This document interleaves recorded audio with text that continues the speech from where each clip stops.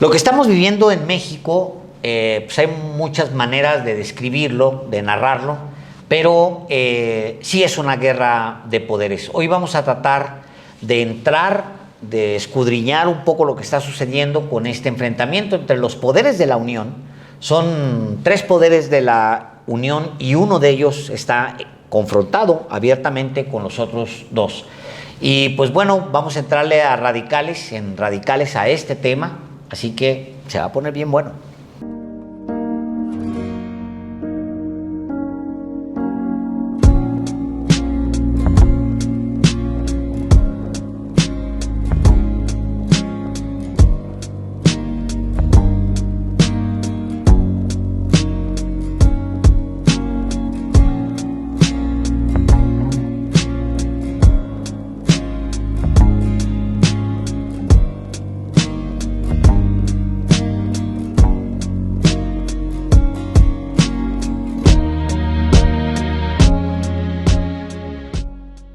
Son los poderes de la Unión confrontados y esta confrontación ya ha brincado a la calle por primera vez en esta semana que concluyó. 2 ministras de la Corte han salido ya a manifestarse en un evento donde participaron estudiantes. También ya con anterioridad, algunos de los ministros que están aliados con Norma Piña en la resistencia contra la reforma al Poder Judicial, pues también han salido a las calles, es decir, pues ya es una confrontación que trasciende los escritorios y que se brinca a las plazas y a las banquetas. Señor Delgado, ¿cómo lo ves? Lo veo como parte del proceso democrático que vivimos en México y la disputa de los grandes intereses que cotidianamente se debaten en nuestro país.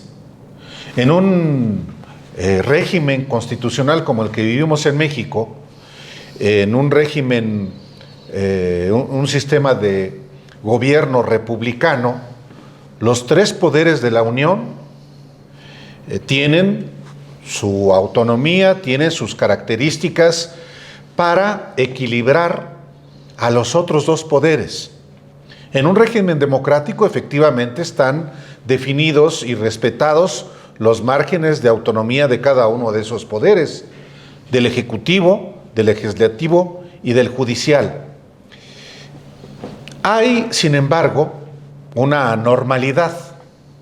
Esta anormalidad tiene que ver con lo que también los mexicanos han manifestado, no solamente en las elecciones del 2 de junio de 2024, sino lo que manifestaron también en las elecciones del 2018. ¿Qué manifestaron? ¿Qué voluntad se manifestó en esas 2 elecciones que dieron lugar a una alternancia por la izquierda y que rompieron una hegemonía de décadas en nuestro país? Bueno, esos mexicanos manifestaron una voluntad de que se democratice todo, incluyendo el Poder Judicial de la Federación. ¿Y qué es lo que hemos visto también desde el 2018 y estamos viendo en estos días?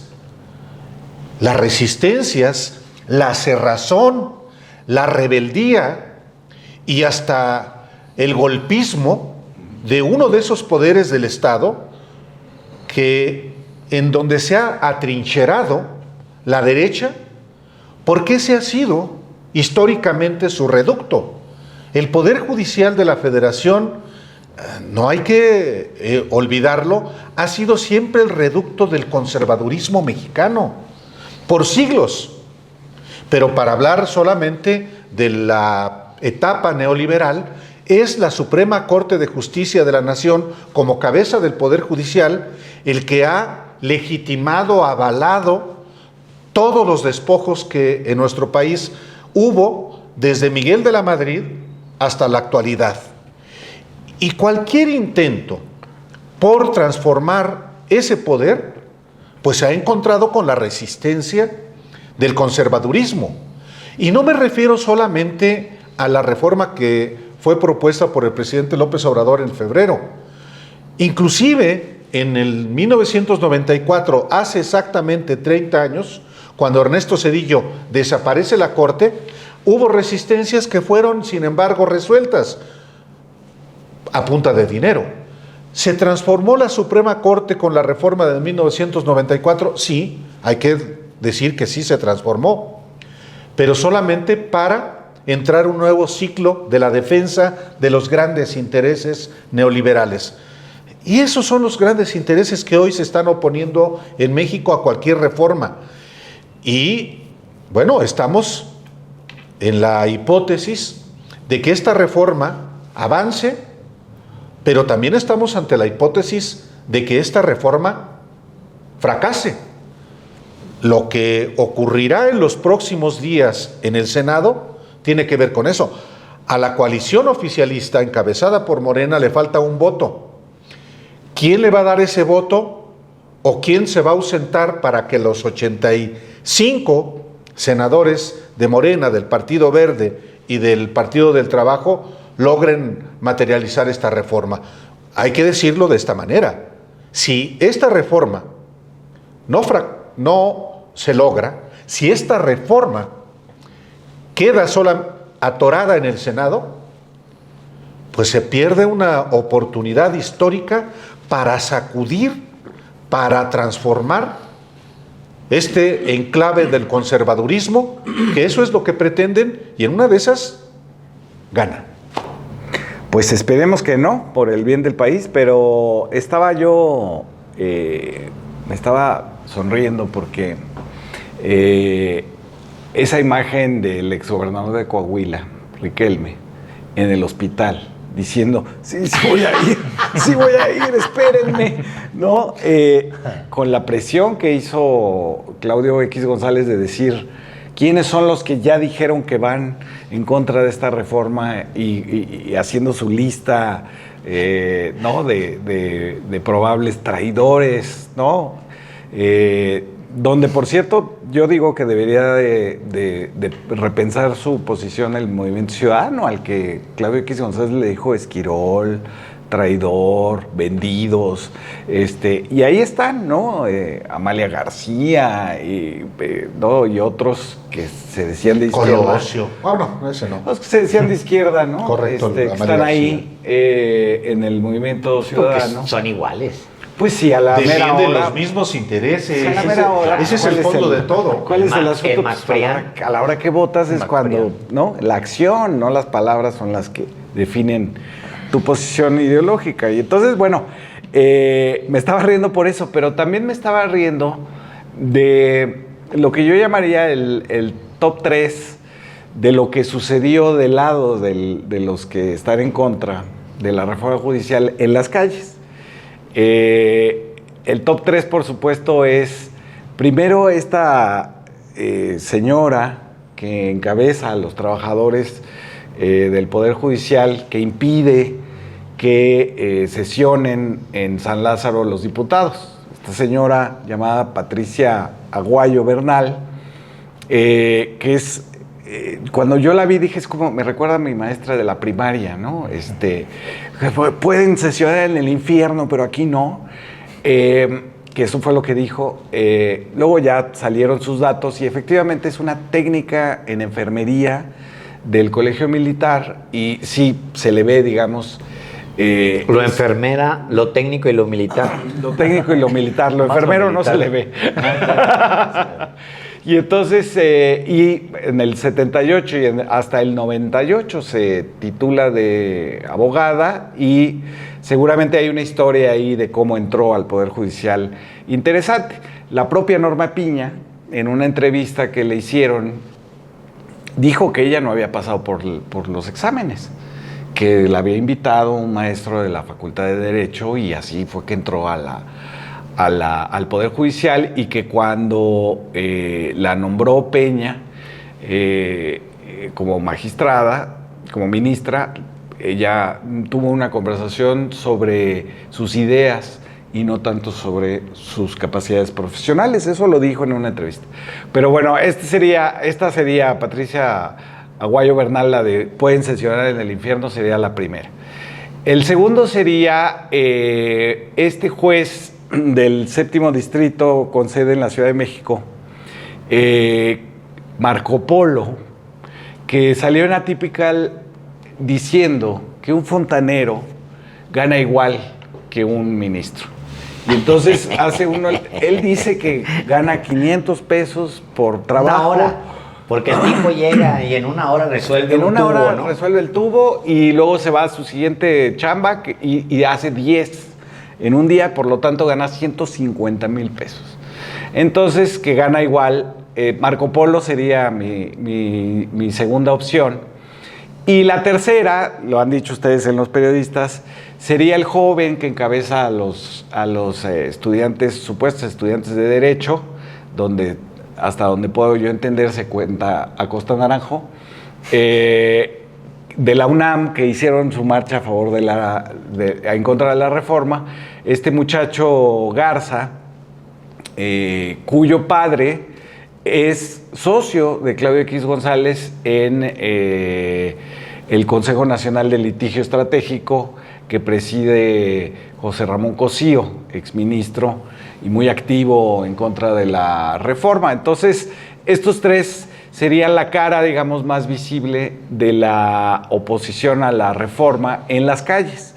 ¿Qué son? Bueno, pues alguien que entró al Poder Judicial no siendo abogada, o tendríamos que ver de qué manera entró, si la propia Norma Piña no entró por un concurso. Después, alguien que miente sobre lo que ganan los fontaneros mexicanos. Y finalmente, alguien que encubre su verdadera filiación política del lado de la oposición, diciéndose: soy un estudiante libre de la Facultad de Derecho y no tengo ninguna filiación política. Hay que decir que en el caso de los medios de comunicación corporativos, las marchas de los estudiantes a favor, estos 10,000 que fueron a manifestarse a favor de la reforma al Poder Judicial, que son de la UAM, que son de toda la República, que también son de la UNAM, etcétera, no existió en los medios de comunicación. No cubrieron eso. Incluso imágenes de la concentración de los 10,000 estudiantes a favor de la reforma, Televisa lo puso como si fueran en contra de la reforma. Y por otro lado, los medios exaltaron esta pequeña manifestación supuestamente de la Facultad de Derecho. Y nunca dijeron que el líder, el que hablaba, el vocero, era parte familiarmente de la oposición de Claudio X González. Pero sí dijeron que la manifestación de los 10,000 en frente de la Suprema Corte a favor de la reforma, dijeron que era de Morena, ¿no? Entonces, ese trato diferenciado también es cómo se ha visto esta oposición en las calles. Y bueno, creo que detrás de todo esto hay una idea que vale la pena debatir, porque habla de cómo seguimos analizando un nuevo entorno, un nuevo régimen con los términos del viejo régimen. Hoy que nos atañe esta guerra entre poderes, a mí me llama mucho la atención que se asume como una virtud esta oposición per se al poder ejecutivo, porque hay que empezar a precisar a qué poder nos referimos.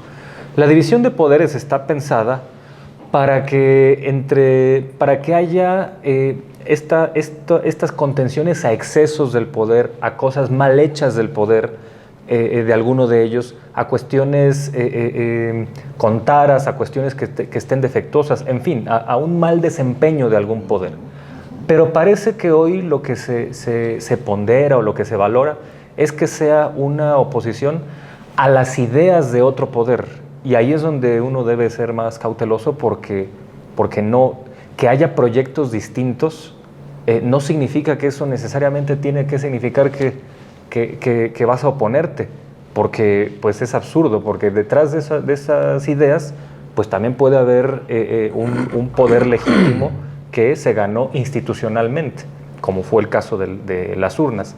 Yo quiero traer a colación en esta mesa aquel viejo desplegado de 2020 que se ha analizado mucho en los... De la deriva autoritaria. La deriva autoritaria. Uno de sus argumentos era la Cámara de Diputados, que es un poder autónomo, bueno, que es uno de los poderes de la Unión, se está convirtiendo se está algo así como subordinando al Ejecutivo. Y entonces, porque son del mismo partido.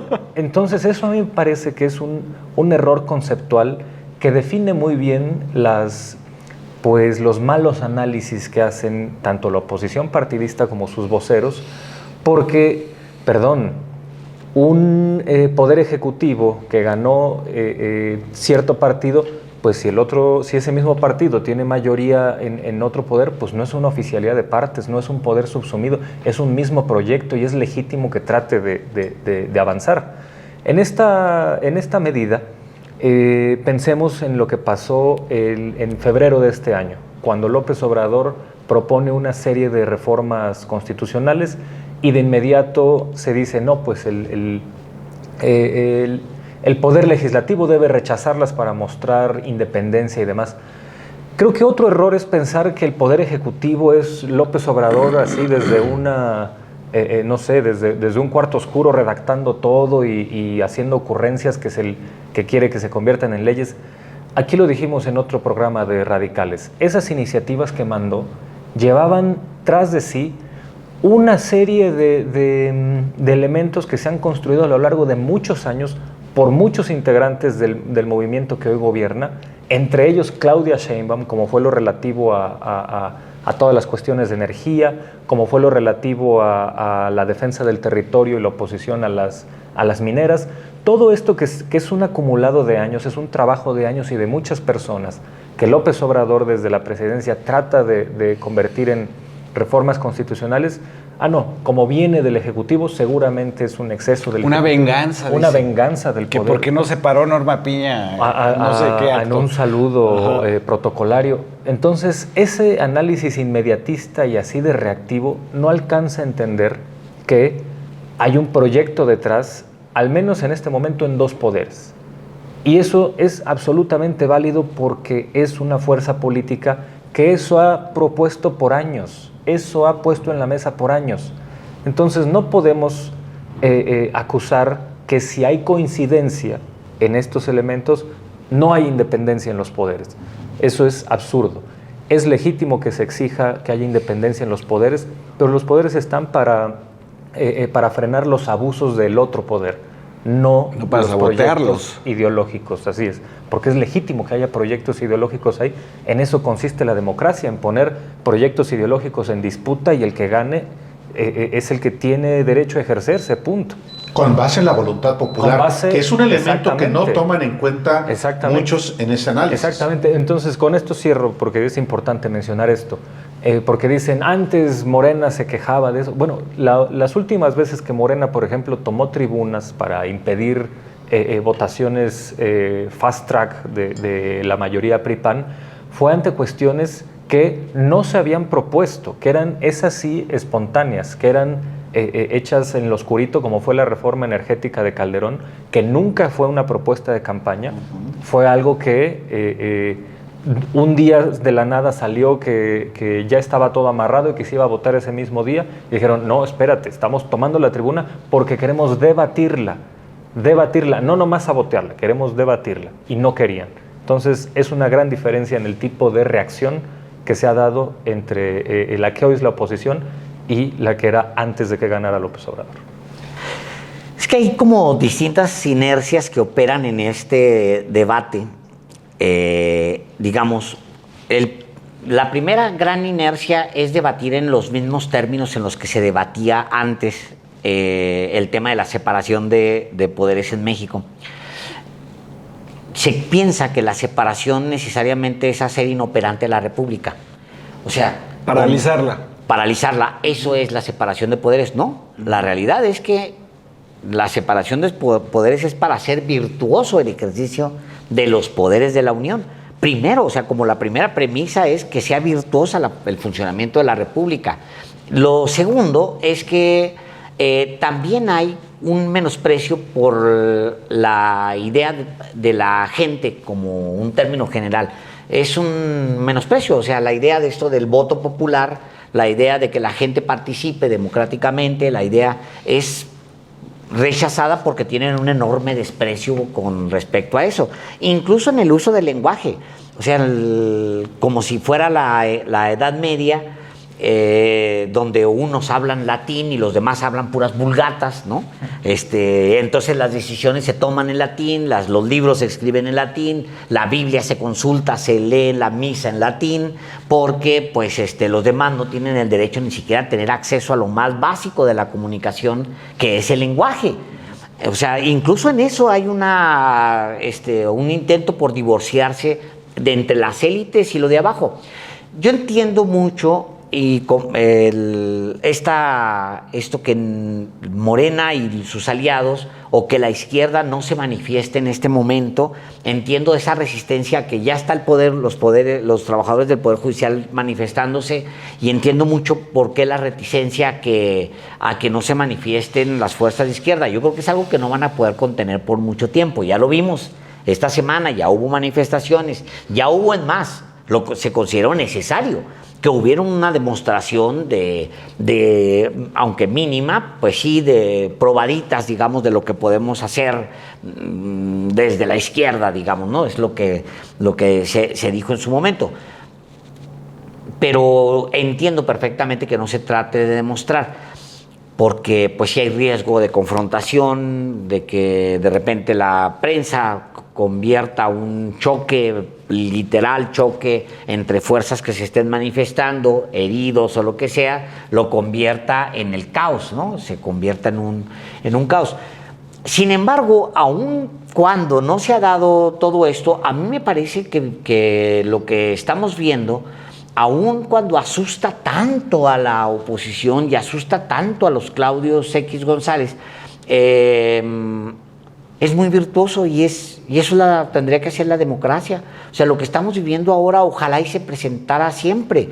Que primero, para empezar, tuviéramos un mismo lenguaje donde la gente se involucre en las decisiones y dicen, no, pues es que, ¿cómo va a hablar la gente latín? ¿Cómo es posible que vayan a votar a los jueces? No, que hablen la vulgata y que se vayan y se recluyan con lepra y con enfermedades curables, se mueran a un lado de los castillos, ¿no? Pues ¿cómo? La gente no puede involucrarse. Y sigue siendo esta idea de que las mayorías no son lo suficientemente maduras nunca para tomar determinaciones que impacten a los demás, empezando con que impacten a las élites. Ahora, en esto que estamos viviendo, que a mí me gusta mucho, ver a Claudio X González haciéndole marcaje personal a los legisladores no tiene precio. Es invaluable. O sea, los poderes de facto en México le han llevado marcaje siempre a los legisladores, siempre, pero ahora es transparente, se tiene que transparentar. Y que le esté dando marcaje a Movimiento Ciudadano, y que Movimiento Ciudadano, efectivamente, como dices, Fabricio, se deje, también demuestra todo lo podrido, ¿no?, de Movimiento Ciudadano. O sea, que Claudio X González, que ya les llamó todo, les dijo que estaban podridos, que eran unos corruptos, y que se dejen que Claudio X González les haga un marcaje a Movimiento Ciudadano, es maravilloso, porque Claudio X González termina desnudando la verdadera esencia de los legisladores de oposición. Están subordinados al poder económico y no quieren que estas discusiones permeen en la gente. A eso se resume todo esto. Siguen pensando que los mexicanos son imbéciles. Claro. Siguen pensando que los mexicanos son estúpidos. Y con esta misma prepotencia le truenan los dedos a diputados y a senadores del MACPRIAN. Claudio X González les truena los dedos, literalmente. Cuidado con que no votes a favor de lo que yo estoy defendiendo y encabezo la defensa. El partido político Movimiento Ciudadano, que siempre me gusta subrayar partido político, porque ellos dicen, nuestro movimiento, no es ni movimiento ni es ciudadano, es un vil partido político encabezado por un sinvergüenza de casi un siglo de edad, que la mitad de esa existencia ha estado al frente de un grupo de pedacería política. Tránsfugas, le dices tú. Tránsfugas, pues el transfugismo es un fenómeno político pero en este caso el que mejor lo emblematiza es el partido político Movimiento Ciudadano, que es parte de la coalición de intereses de la derecha. ¿A poco es fortuito que en la bancada del partido político Movimiento Ciudadano esté Gustavo de Hoyos, mano derecha de Claudio X González, en la construcción de la coalición de derecha en su misma residencia de las Lomas de Chapultepec? No es fortuito. Nunca ha explicado Gustavo de Hoyos siquiera por qué fue esa separación. Nosotros se lo preguntamos en una entrevista, en la más reciente que hemos tenido con él, a qué se debió, y dijo, ya hablaré pasando la elección. Ya no ha querido hablar. Bueno, tendrá sus razones, seguramente. Y a lo mejor efectivamente chocó con Claudio X González y con la coalición que impulsó a Xóchitl Gálvez. A lo mejor efectivamente le jugaron mal.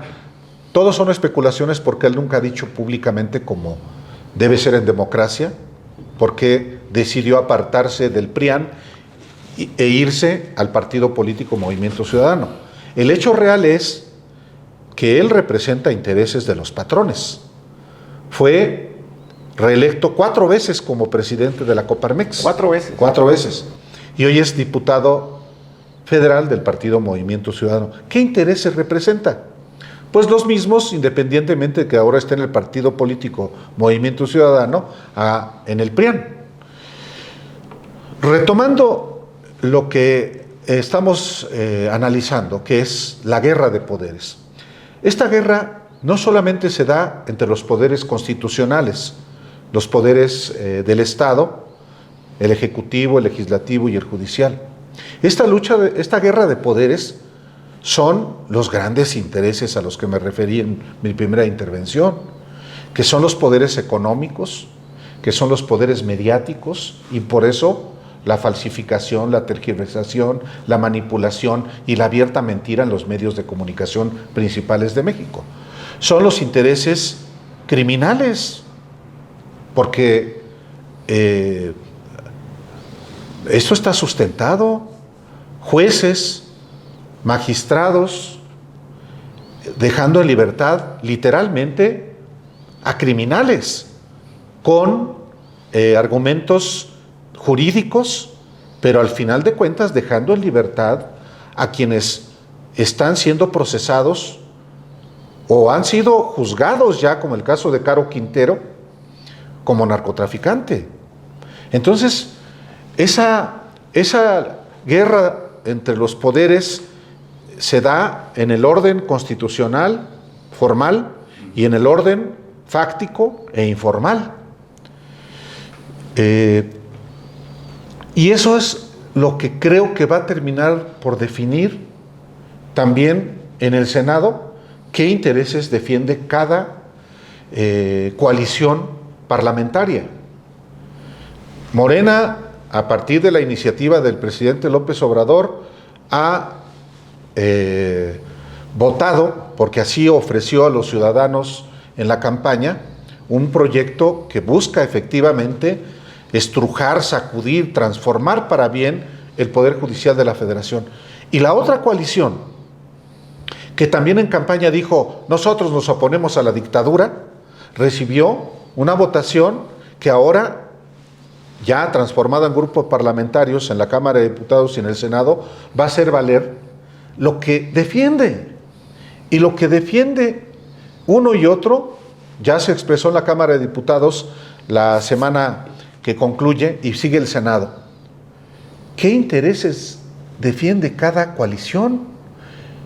Pues es, una vez más, transparentado, expuesto de manera plástica, los dos proyectos de nación que están en disputa.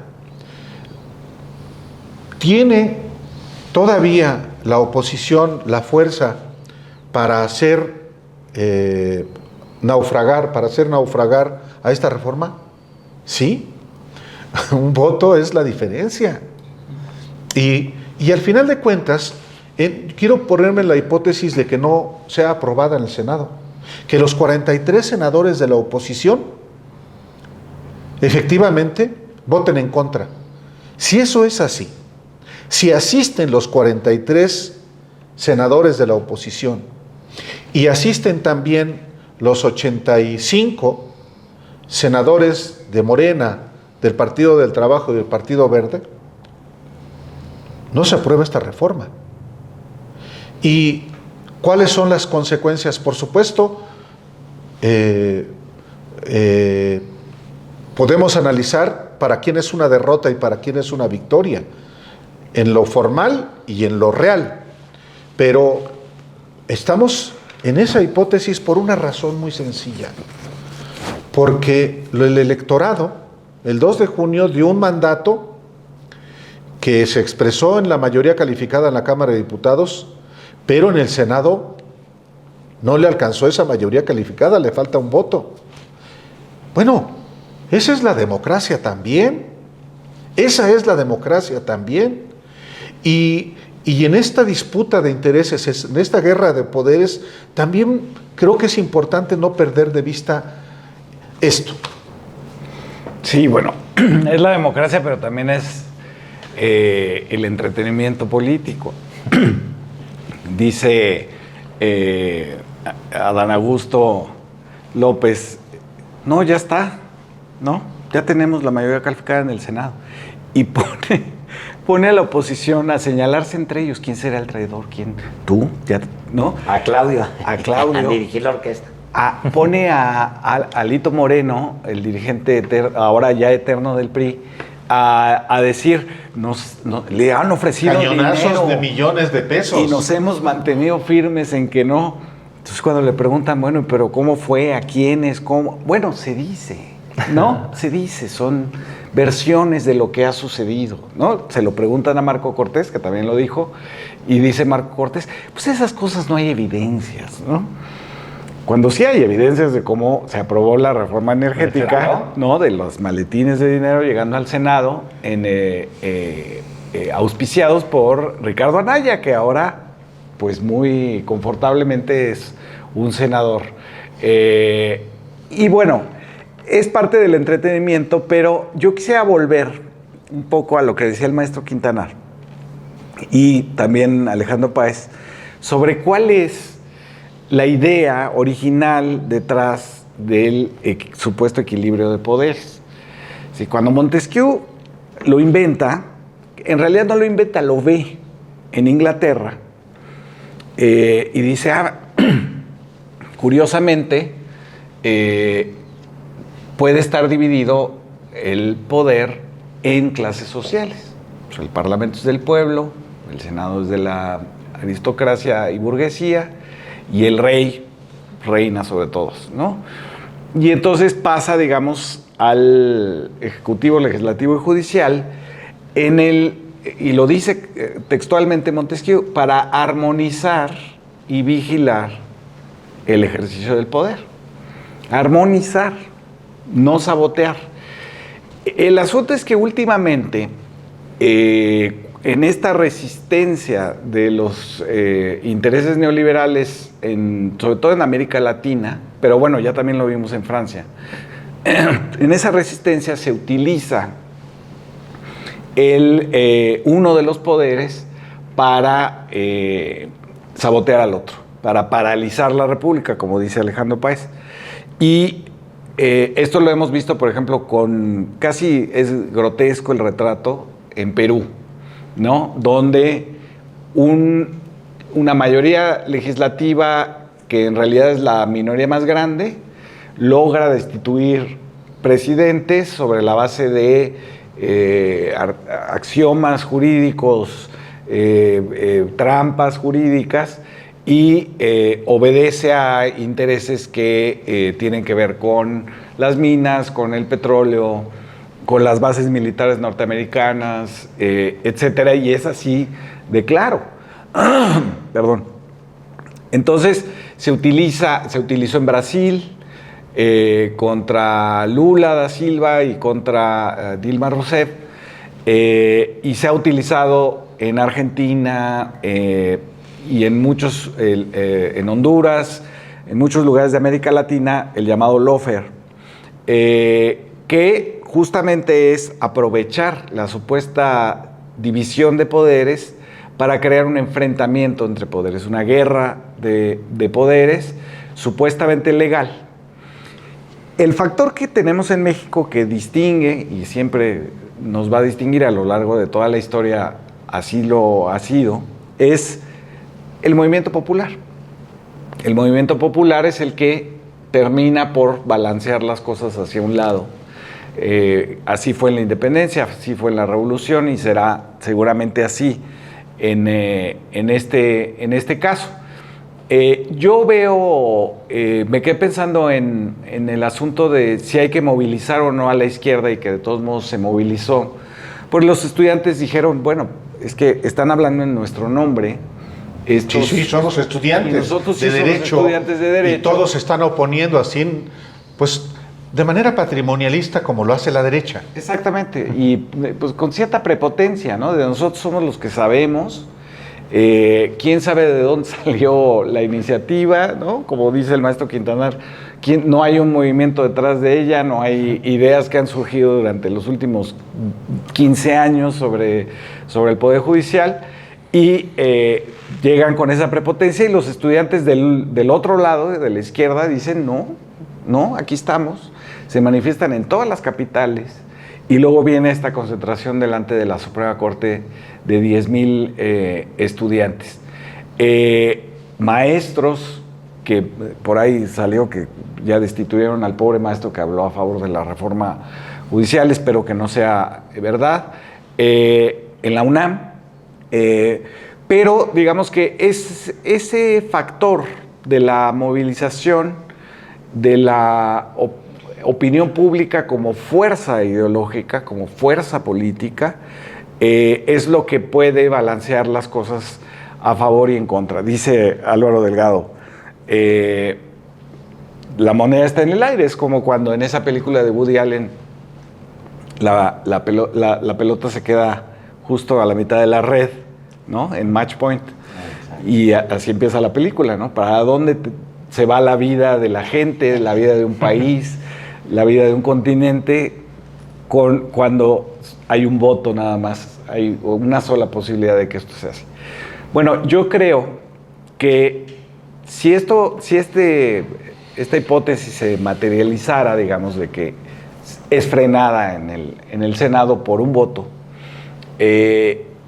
la victoria estaría de todos modos del lado de las fuerzas progresistas. Se ha demostrado, digamos, en todo este transcurso, desde la llegada de Norma Piña, cómo es realmente el Poder Judicial, ¿no? Descongelamiento de las cuentas de los narcotraficantes, la libertad para, ¿qué te gusta? Rosario Robles, Mario Marín. Criminales, literalmente, de los que matan. De los que matan, el Mencho, los del cártel de Santa Rosa de Lima, todo eso se fue, digamos, revelando tal cual, como en una película fotográfica, ¿no? O sea, se le echó luz y ahí estaba la corrupción, ahí están las reuniones de Norma Piña con Alito para tratar de influir en la proporcionalidad de la elección, ahí están estos nuevos...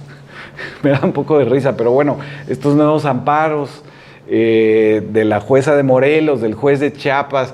Del Team Piña. Del Team Piña diciendo, no pueden discutir. El legislativo no puede discutir, ni se reúnan, ni le hagan. No se puede. Es como, pueden sesionar en el infierno, pero aquí no. Bueno, no discutan, váyanse a discutir a su casa. Esto no puede pasar. Se ha ido revelando, digamos, toda el verdadero rostro del Poder Judicial mexicano, que efectivamente durante siglos ha sido un poder que se siente por encima de los demás, que se siente privilegiado, que habla latín, que efectivamente viene de la designación del virrey o del rey de la corona española, ¿no? Ellos son como una exterioridad a toda la situación nacional y en ese sentido han estado actuando así y perdieron en la opinión pública. Y yo creo que de ser así, como dice Álvaro, espero que no, que perdamos todos los que estamos a favor de la reforma por un voto, ya de todos modos habrá ganado este retrato, se quedará el retrato de Dorian Gray al descubierto y podremos emprender otras acciones.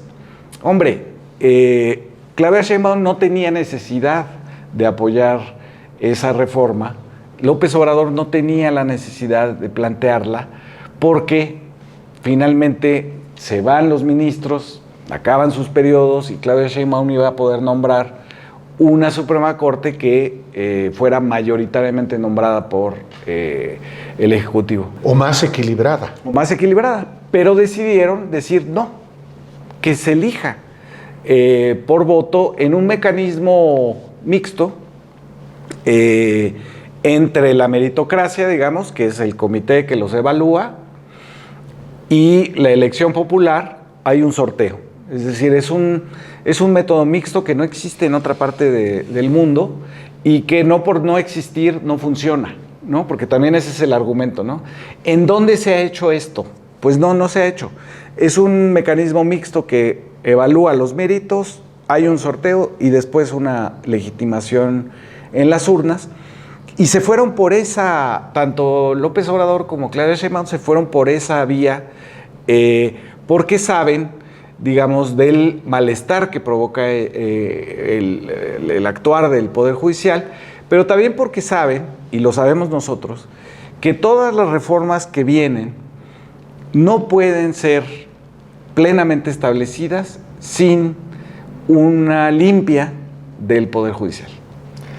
Bueno, yo me quedo con esta cuestión de que el Poder Judicial es un reducto conservador y no es una tesis que solamente esté en México, y hay que dimensionar la gravedad de ese reducto conservador. Lo hemos dicho en otros análisis, si en la segunda mitad del siglo XX en América Latina los procesos golpistas los encabezaron los militares, en el siglo XXI, con el presunto advenimiento de la democracia, se suponía que ya no iba a haber procesos destituyentes ilegítimos, que ya no iba a haber azonadas golpistas, y las ha seguido habiendo.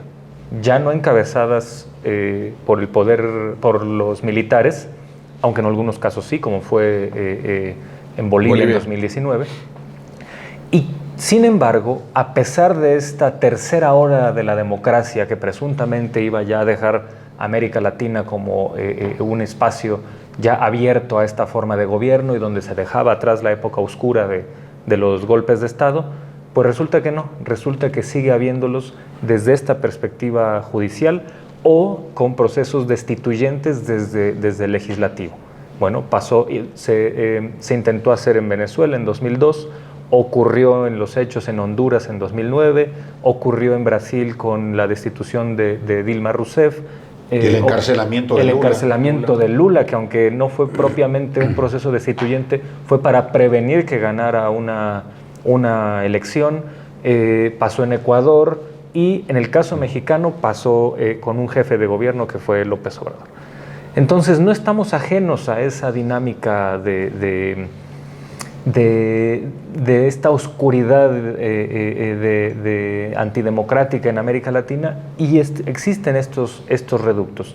A mí me parece que no podemos desdeñar esto, porque desde luego no quiero tampoco decir todo el Poder Judicial opera para ser golpista, ni mucho menos. En México en este momento yo creo que hay intentos de sabotaje. Yo creo que no vimos ningún intento serio o al menos articulado de tratar de destituir a López Obrador. Bueno, creo que sí, no Pedro Ferriz pero sí hubo en la Suprema Corte un ministro que iba a presentar un recurso proyecto. para destituirlo, pero luego se arrepintió. No Muy me acuerdo bueno. quién era. ¿Lainez? No. ¿Aguilar no. Morales? No lo registro yo. Sí, yo creo que... Sí, hace bueno, como un año, ¿no? Hace Sí. un año, 2 Sí, años. que por desacato. Por Ajá. algo de desacato, algo así. Bueno, pero yo creo Y no se atrevió. Apenas estaba ahí el proyecto y luego lo retiró, ¿no? Lo retiró. Bueno, el proyecto más serio es el de Pedro Ferriz. En ese sentido. Es el de... Y no sé con quién más están haciendo un reconteo de votos para... No sé, para- pero me interesa mucho saber quiénes son. Sí, Me no, gusta. es por un Me gusta interés mucho. medio Es el antropológico, entretenimiento ¿no? político. Sí, pero fuera de eso, sí hemos tenido intentos de sabotaje a propuestas, a iniciativas, pero aunque no hayamos tenido un intento serio de destitución, como sí ya ha habido en América Latina y en el caso del jefe de gobierno, como ya mencionaba, pues hay que estar muy alertas y hay que decir, bueno, se necesita una sacudida a esa instancia. Y que se puede mejorar, eso es innegable, por las vías institucionales y de la democracia se tiene que hacer. Y ahí me aporto esta segunda parte de mi intervención con esta cuestión, la vía institucional y democrática para oponerte o mejorar o contradecir una reforma que ya está puesta sobre la mesa. Estas personas que están oponiéndose a ella, que son una minoría, y no lo digo para descalificarlos, los digo porque, pues para que haya una causa, puede ser muy legítima en su contenido, pero pues debes tú dar los argumentos para tratar de aglutinar a más personas, y no están aglutinando a nadie, y por algo es. A mí me llama la atención cómo se les trata de poner a estos, por ejemplo, los jóvenes estudiantes como Acosta Naranjo, que estaban ahí en esta oposición, decir, bueno, no, pues por el hecho simple de que sean jóvenes estudiantes y salgan, ya es rebeldía, ya es oponerse al poder, El ya 68. es el 68, ya es antiautoritario. Perdón, esta visión tan adolescente de pensar que oponerse al poder es en sí mismo democrático y liberador, pues no es cierto. La rebeldía está en el contenido de las causas, no en la protesta en sí. Entonces, perdón, que ya una persona diga somos el 68 y desde el 68 hasta hoy no había habido una movilización como la nuestra, dices, bueno, además de que es una barbaridad, una barbajanada antihistórica porque omite Chorrocientos movimientos. estudiantiles, sin ir más lejos, en 2012 hubo el 132, la huelga de la UNAM, el CEU, en fin, no voy a ahondar en eso, pero me parece que esta idea de solo por salir, solo por protestar, ya somos una vanguardia progresista, ya somos una vanguardia antiautoritaria. Perdón, estamos viendo tiempos, como dice Pablo Stefanoni, donde la rebeldía se volvió de derecha. Exacto. Entonces no podemos darle tanto crédito de rebeldía si no hemos observado el contenido de las demandas. Si tu demanda es, no, nos oponemos a esto y queremos que las cosas sigan como están, perdón, eso es conservadurismo tal cual. Que uses métodos que usan los rebeldes para mostrar tu inconformidad, pues eso no te hace rebelde, ¿no? Porque eso está en el objetivo último que buscas. Sí. También no los hace rebeldes, pero tampoco les permite abandonar el verdadero rostro de la derecha mexicana. La derecha mexicana es fundamentalmente hipócrita y simuladora. No se acepta, para empezar, como derecha. Ese es un tema con la derecha mexicana. No se acepta derecha. Bueno, no, Claudio dijo se que era de niega. izquierda, ¿no? Claro, sí, todos son de izquierda. Progresista. Y toda esa, digamos, si analiza los 200 años del México independiente, la derecha siempre se ha escondido, se ha negado pues a hacerse ver como un poder conservador, se ha negado a que se le llame conservadora o de derechas, siempre. Y yo creo que en los últimos tiempos estamos viviendo un reflejo de eso muy claramente en las personas que encabezan de manera visible a la oposición. O sea, salimos de una Xóchitl Gálvez, digamos, y caminamos hacia una Norma Piña, que es pues el reflejo de la oposición mexicana, de la derecha mexicana, que no se atreve abiertamente y que siempre tiene la pulsión de simular. O sea, una mujer morena, en el caso de Xóchitl Gálvez le dieron su maquilladita indígena para que hiciera pues las veces pues de una persona emancipada desde las bases y representando aún así los reclamos de la derecha. Y los dos personajes son muy parecidos, si ustedes se fijan, en esa simulación de derechas. ¿Por qué no es María Asun? ¿Quién es María Asun? Bueno, María Asunción Aramburu Zavala, pues que es la quinta mujer o la cuarta mujer, creo, es la más rica de México. ¿Por qué no es ella? Que tiene los ojos verdes, que es güera, que los representa, que es muy delgada, a diferencia de las otras dos que son rollizas, digamos, ella es muy delgada, con un cuerpo musculoso a sus 50 y tantos años, etcétera, alta, que es fuera de la media en México. ¿Por qué no lo representa una mujer de ese tipo, o un hombre de ese tipo? Un Claudio González, no, o sea, un Santiago Krill, por ejemplo. ¿Por qué no son esos los rostros? Diciendo, desgraciado. Correcto. No, el otro se hace ver como un tipo que no es. Claudio X González con el cabello largo, ya sabes, con parches en los sacos y desfajado y desgarbado y supuestamente, y luego todo lo que opina siempre lo dice con ese tono que siempre es muy cuando ya te pones a decir, es muy irritante, ¿no? Cuando ya te pones a decir las cosas con este tono es porque ya es muy serio, ¿no? O sales en una mesa de latinos. O sales en una mesa de latinos donde todos hablan así con la S de Sean Connery. De Sean Connery. De Sean Connery, ándale. De Sean Connery. Bring me my whiskey. Bring me my whiskey. My whiskey. Pero al final creo yo que ella es el reflejo de ese tipo de personaje manipulable que le gusta tanto a la derecha. Simulador, se saca la sangre. Claro. La otra, Norma Piña, va al primer foro y dice, sí, vamos a discutir. No claro, es cierto. No es mentira. Ahora, la parte interesante... La hipocresía. La parte interesante de Norma Piña, digamos en términos periodísticos y en términos antropológicos, si quieres, es quién está detrás de ella. O sea, sí hay, digamos, por ahí debe haber un grupo, un núcleo que te garantizo son puros hombres, que debe tener... ¿Por qué me atrevo a tal cosa? Pues porque yo creo que pues es esa élite, los representantes de la oligarquía que deben asesorarla. ¿Quiénes son esos personajes? Bueno, explicaría mucho quién es Norma Piña, porque cuando ves aquella foto espantosa de Xóchitl Gálvez, cuando Alejandro Moreno está tratando la está señalando con el dedo, el otro, Marco Cortés, la está menospreciando con una mirada muy canija, y bueno, sale el chaparrito Zambrano ahí también. Pero los demás están así como inquiriéndola, menospreciándola, regañándola, y la otra tiene la cara agachada. Es una foto extraordinaria que resume a Xóchitl Gálvez en esta campaña. Esa foto existe también para Norma Piña, pero no la tenemos, no la hemos tomado, pues, ¿no? Debería existir. ¿Por qué? Pues porque ya es un perfeccionamiento de la hipocresía de la derecha. Todos los 200 años, pero el siglo XX se perfeccionó la derecha en eso, en la simulación.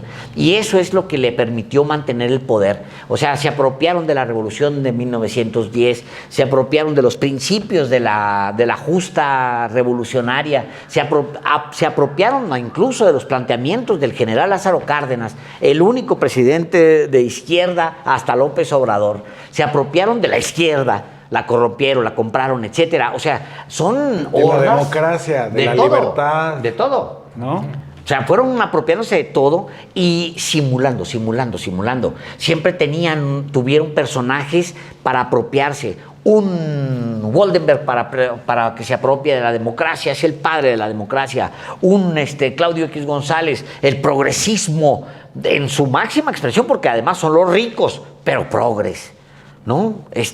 Y una Y bueno, y ahora en el último tramo, Xóchitl Gálvez y Norma Piña. Es el PRIAN y los intereses bastardos que ha defendido por décadas. Quise estructurar mi participación en Radicales del día de hoy, yendo de lo general a lo particular. Comencé por el sistema republicano en el que vivimos desde el punto de vista constitucional y, por supuesto, los poderes del Estado.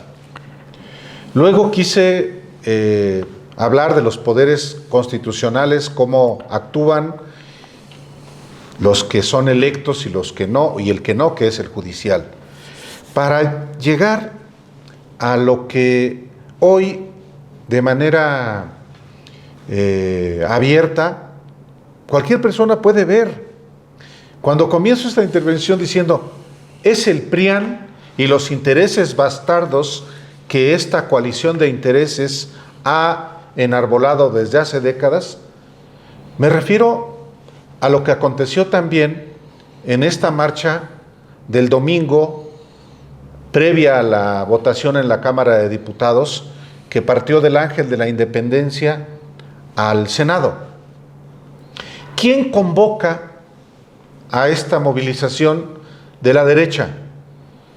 Bueno, supuestamente estudiantes de derecho. ¿Quiénes son y quiénes hacen eco de esa convocatoria? En primer lugar, Claudio X González. ¿Es fortuito? No, no lo es. No lo es, porque uno de los dirigentes de estos estudiantes, que ya ni estudiante es, se llama José Mario de la Garza. Apenas en agosto presentó su examen profesional y obtuvo el título de abogado de la Escuela Libre de Derecho. ¿Quién es este muchacho que está en todo su derecho de manifestarse y de encabezar lo que él llama el movimiento Generación del 24? Pues José Mario de la Garza, RBD. José Mario de la Garza es hijo de un dirigente, de un abogado que efectivamente es consejero del Consejo Nacional de Litigio Estratégico, fundado por Claudio X González con el propósito de presentar amparos contra obras prioritarias del gobierno de López Obrador, el AIFA, el Tren Maya, la refinería de Dos Bocas. Entonces, en esa marcha, en la que uno de los oradores es este muchacho de la generación del 24, es muy bonito porque la convocatoria es hecha desde su atalaya por Claudio X González, exactamente el mismo personaje que después de la elección del 2018 toma el liderazgo de la derecha mexicana y construye en su domicilio, no me canso de decirlo porque este es un hallazgo propio, en su domicilio de las Lomas de Chapultepec. Pero además de este muchacho que encabeza esta manifestación como orador, José Mario de la Garza, futuro diputado del PAN, asisten Margarita Zavala, Xóchitl Gálvez, Javier Lozano Alarcón y lo que queda de... ¿Te refieres al saco de pus? Sí, claro. Y lo que queda, o los residuos del PRD como Guadalupe Acosta Naranjo. Y hacía mucho que no veía, pero me vi ahí junto a él a un personaje también del PRD, que fue líder magisterial, Miguel Alonso Raya, padre de un personaje clave en la creación de Latinos, como secretario particular del ex gobernador de Michoacán, Silvano Aureoles. Bueno, Una marcha que uno podría considerar, uno podría no estar de acuerdo con ella, pero es legítimo que haya quien se reúna para marchar en contra de algo que le parece repudiable. Una marcha legítima, vamos a ponerlo en esos términos, pierde toda esa legitimidad con personajes que asisten a ella. ¿Cómo puede ser tomada en serio una movilización en la que está la candidata que acaba de ser repudiada por la mayoría de los mexicanos, Xóchitl Gálvez? ¿Cómo puede ser vista con seriedad una marcha a la que asiste Margarita Zavala, la esposa de Felipe Calderón, el que ensangrentó nuestro país? ¿Cómo puede ser tomada en serio o legítima una marcha que en los hechos está organizando Claudio X González con un muchacho que además es el nuevo membrete de la Academia Claudio X González, miembro del movimiento Generación del 24? Por cierto, en cuya examen profesional en la Escuela Libre de Derecho estuvo presente Margarita Zavala, aplaudiéndole. Ella lo dijo. El papá de José Mario de la Garza sube a su cuenta de X, pues como cualquier papá, y con toda razón, estoy orgulloso de mi hijo porque se tituló, que es su hijo José Mario de la Garza, el del movimiento Generación del 24. Y en ese mismo tuit, Javier Lozano Alarcón le aplaude y Margarita Zavala le dice: yo estuve allí en su examen, qué maravilloso. Es decir, son los mismos que defienden al putrefacto Poder Judicial de la Federación, son los mismos que han vivido en el PRI y en el PAN, son los mismos que han gobernado México y son los mismos que quieren volver, les acaba de decir la mayoría de los mexicanos que no, pero son los mismos que ya han gobernado y que quieren regresar. Entonces no nos hagamos, también decía una manta el día de la marcha, no nos hagamos pendejos, esto ya es una dictadura. Y uno dice, perfecto, si no se hacen, son. Entonces, concluyo con esto, en esta participación, porque al final de cuentas son exactamente los mismos de siempre, los que defienden los mismos intereses de siempre, incluyendo los intereses criminales, no solamente los de la oligarquía. Había una pancarta de un pobre muchacho que así le fue en las redes, ¿no? Decía: soy estudiante y hasta yo sé que la ley no se vota. No, pues el muchacho tiene que ir a que le regresen sus colegiaturas, porque pues sí, la ley se Fue vota. sincero, dijo, soy estudiante de preparatoria. Secundaria, creo. Sí, pero hasta yo sé que la ley no se vota. Hasta yo. Entonces, claro, la ley baja de el monte Sinaí en forma de unas tablas de Moisés, que por cierto se rompieron, no sabemos si las que obedecemos son las auténticas, pero no, pero llegaron otras. Llegaron otras. Sí. Pero estas se votaron. Sí. Las segundas se votaron. Y tonterías del tipo de Carlos Marín diciendo: a Hitler lo eligieron el voto. No, a Hitler, señor, esto se ha repetido tanto. A Hitler no lo eligió nadie. Hitler fue... Le dio golpe de... Era un golpe de Estado, y Hindenburg, que era un viejito, dijo, bueno, ya, que sea el canciller, que se quede.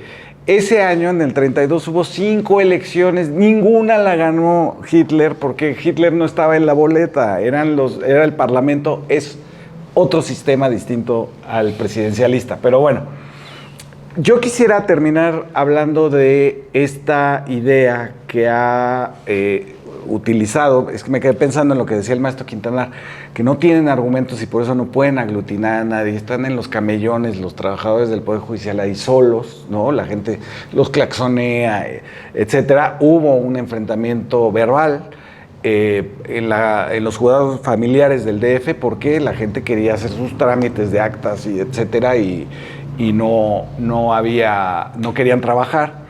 Pero bueno, no ha habido ni apoyo ni violencia, afortunadamente. Ha habido roces con la prensa, nada más, del lado, por supuesto, de los que están en contra de la reforma. Pero hay un solo argumento que tienen ellos que me gustaría tratar de explorar, que es, ellos dicen que la independencia está en contradicción con una elección democrática. Es decir, si hay elección democrática, pierdes la independencia. ¿De dónde salió esa idea? Es una idea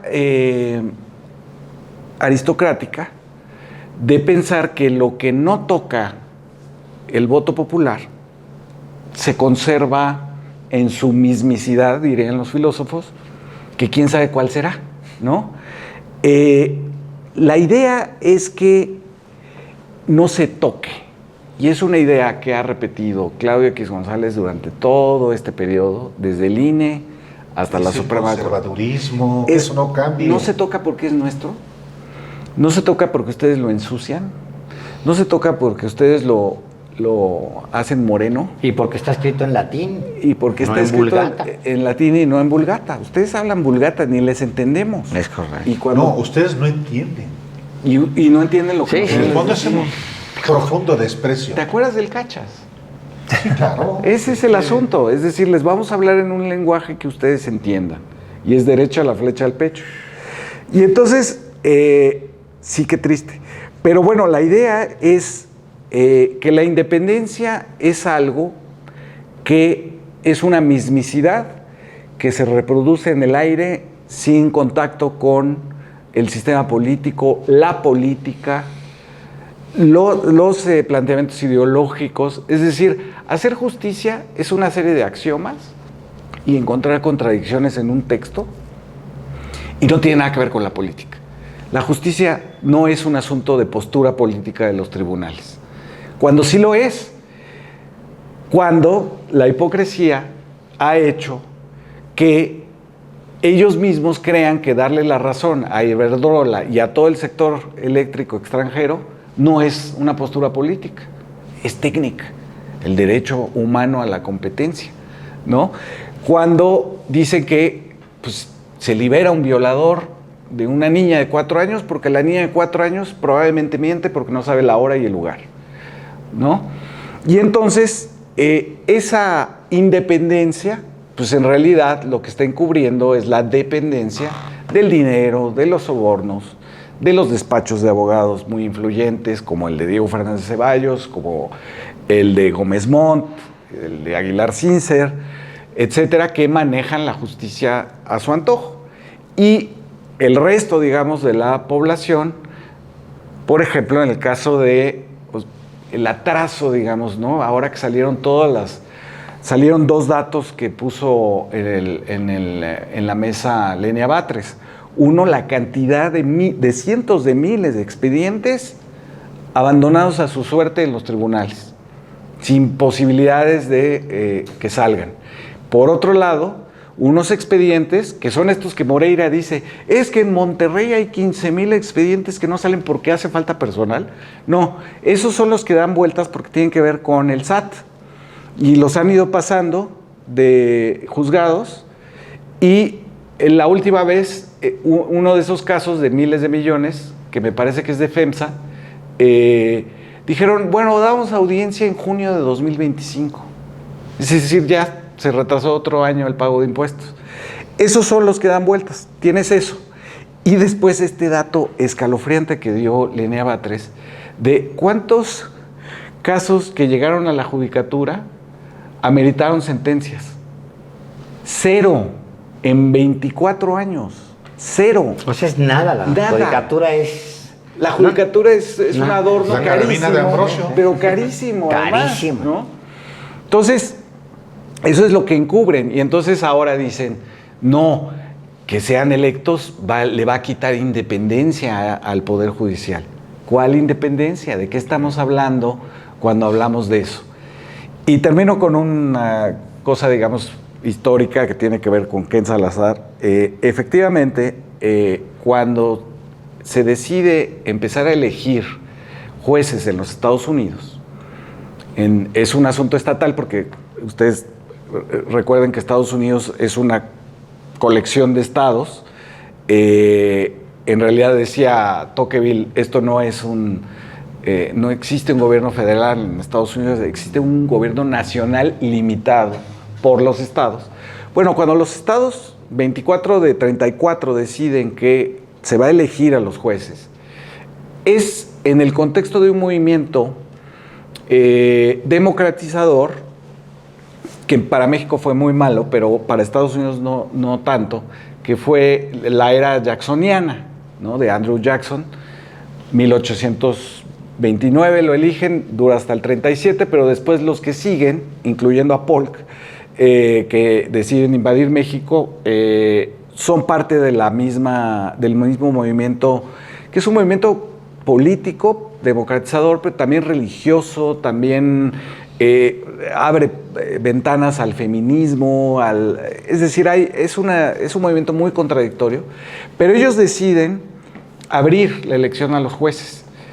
También deciden el voto secreto y también deciden que los candidatos de los partidos sea abierto también a la elección popular, ¿no? Esas nominaciones sean abiertas a la elección.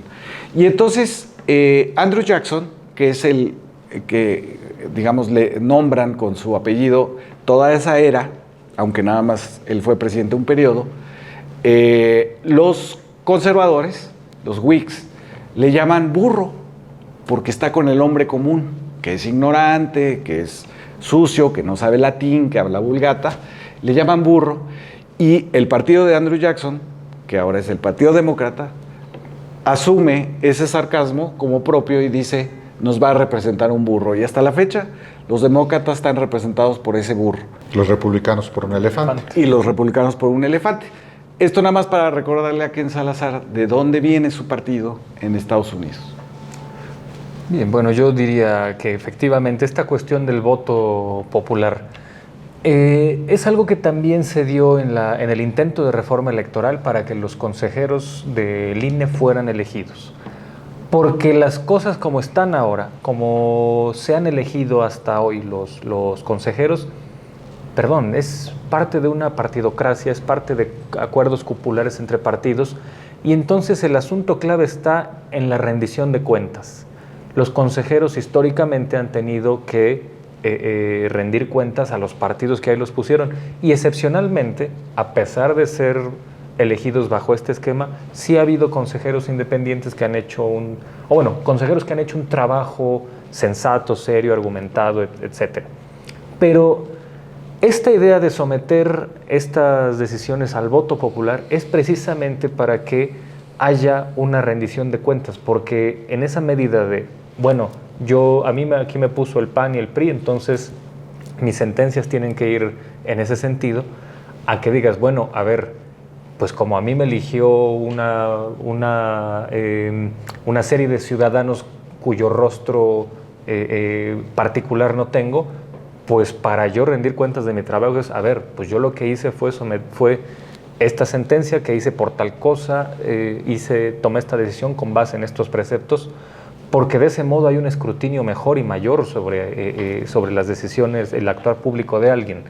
Esto que viene desde este intento de haber modificado el esquema de cómo se elige a los consejeros electorales y ahora a los jueces, va en este mismo sentido, una idea de rendir cuentas.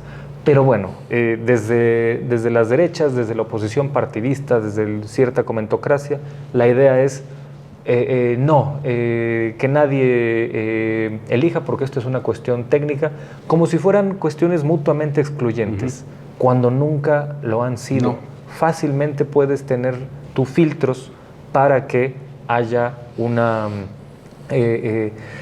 perfil idóneo para aquellos que van a ser elegidos. O esta idea de que puede ser a través de un sorteo, que es algo que también Morena, por ejemplo, proponía para elegir a sus candidatos en algún momento.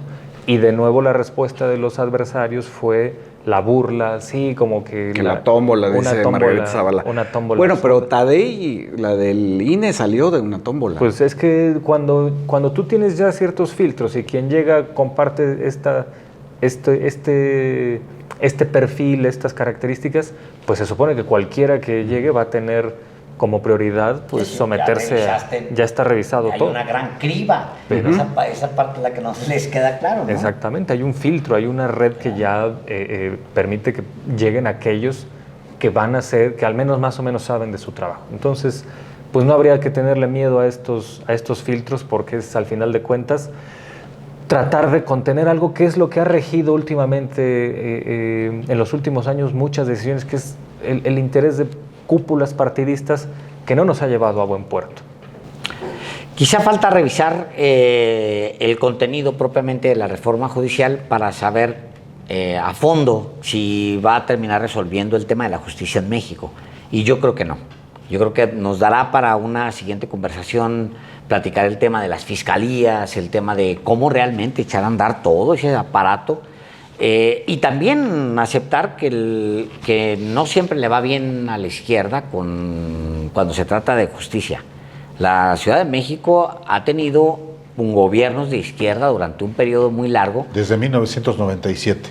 30 años y... Con el bache de Mancera. Sí, pero aún así, ¿qué tanto Mancera desmanteló todo logrado y además hasta sus equipos, Marcelo Ebrard, ¿no? Y los equipos en torno a Mancera también eran, ahí estaba en ese gobierno, estaba Rosa Isela Rodríguez, por ejemplo.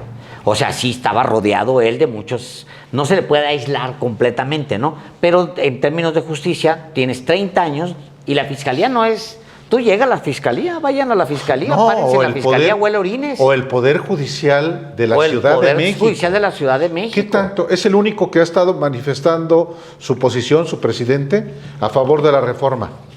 ¿Realmente el Poder Judicial de la Ciudad de México es para sentirnos orgullosos los que aquí vivimos? Pues no necesariamente. No necesariamente. Incluyendo los tribunales electorales de la capital, etcétera, que están muy manoseados. Acaba de haber un episodio. Bueno, pues hemos llegado al final de este Radicales. Nada más para decir, Alejandro, que esta reforma judicial va a abarcar varias generaciones. Sí. Y no es la del 24. No, digo, refiero al muchacho, no por el muchacho mismo, que está en todo su derecho de hacer lo que considere, pero sí es muy importante no hablar en lo etéreo. Pues hay que identificar a quienes son los personajes. Pues igual, si a mí me dicen, si dicen, no, los de sin embargo son tal. No, yo creo que siempre hay que particularizar. Pues no, uno se hace responsable de lo que dice y de lo que hace.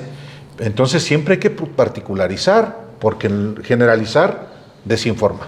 Entonces, sí, también qué bueno que le entramos a este asunto que está en curso, porque nosotros en este domingo hablamos de lo que está en este momento cocinándose ya en el Senado y que va a seguir en comisiones, y durante esta semana va a haber una definición y es un voto el que falta. Pues gracias, muchas gracias. Muchas gracias. Muchas gracias.